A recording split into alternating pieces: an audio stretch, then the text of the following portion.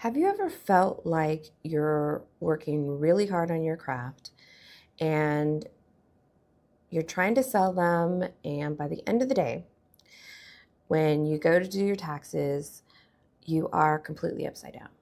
You are making no profit and you see no end to this, and then you're starting to feel down.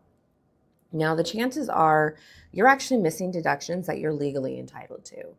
And once you know about them, that's going to make you rethink your craft in a whole new way. You're going to start rethinking your craft supplies completely.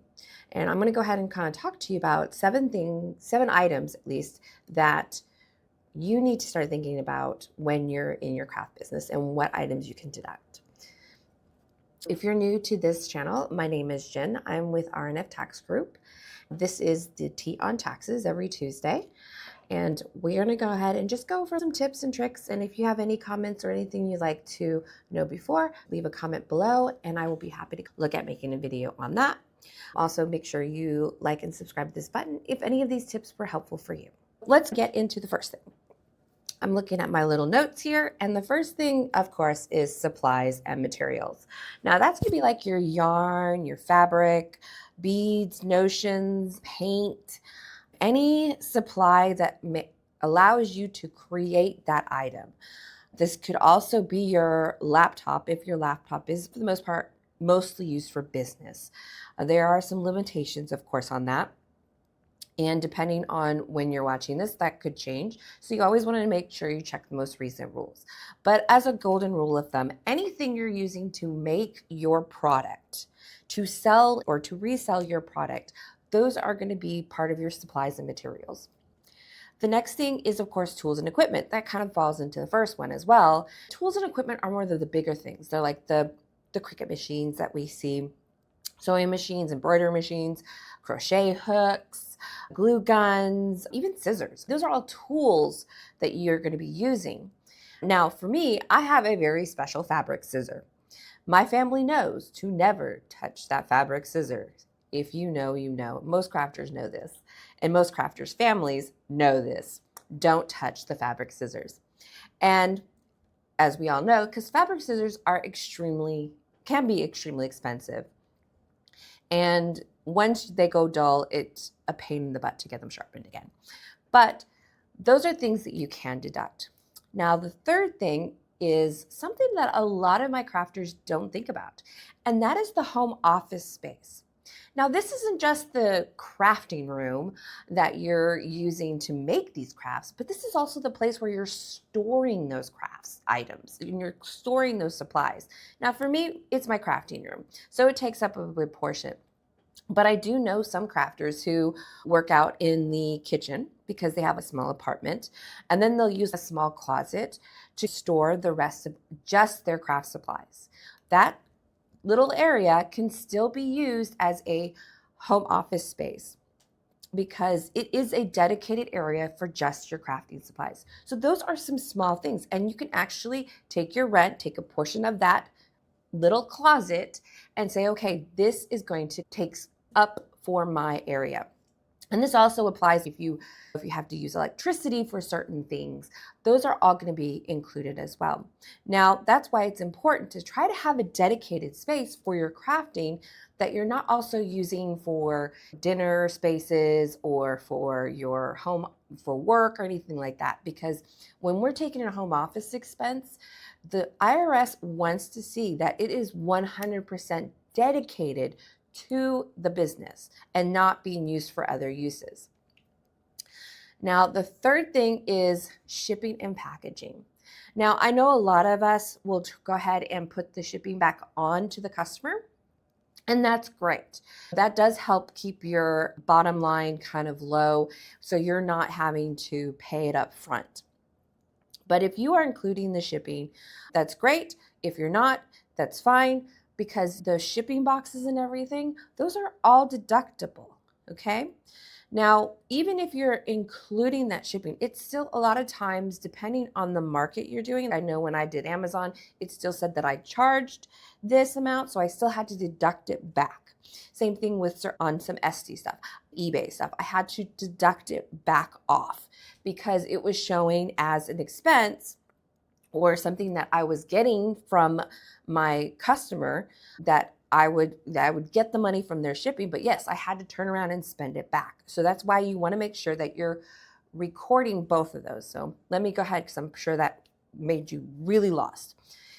If you're going to go ahead and charge the expense to your customer, say, okay, the shipping is $3.99, and you're going to charge that to your customer.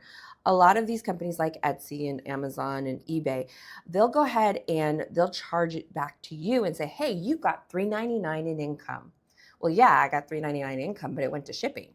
And that's when you go in and you would deduct it from your shipping cost on your tax return as an expense for shipping for the $3.99. Because yes, you did get $3.99, but you didn't keep it. It was a shipping cost. It was part of doing business.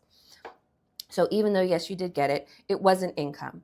The only thing you would have to report as income is, let's say, yes, you charged $3.99 for shipping, but you only paid $2. Then yes, that $1.99 is income then, because then you made money off the shipping. This is something that the shippers, not shippers, but the companies like Etsy and Amazon actually do try to deter you from doing. So that is going to be a separate issue. But as far as tax purposes, your shipping costs, the packing, the boxes, the tape, postage, bubble wrap, all of that. If you put in those little cards, that welcome, thank you cards, that's all part of your shipping. So you can deduct all of those things. The little bags, those all are part of shipping. You can go ahead and deduct those. Another big thing that a lot of people don't think, number 5 on my list, is education and training. That would be if you were taking classes at a university or any online classes, any patterns you purchased, any business workshops that you went to. Those are all going to be part of it as well. A lot of times, I know Ravelry has some stuff and Craftsy has some little classes that you can purchase. Those are all going to be included.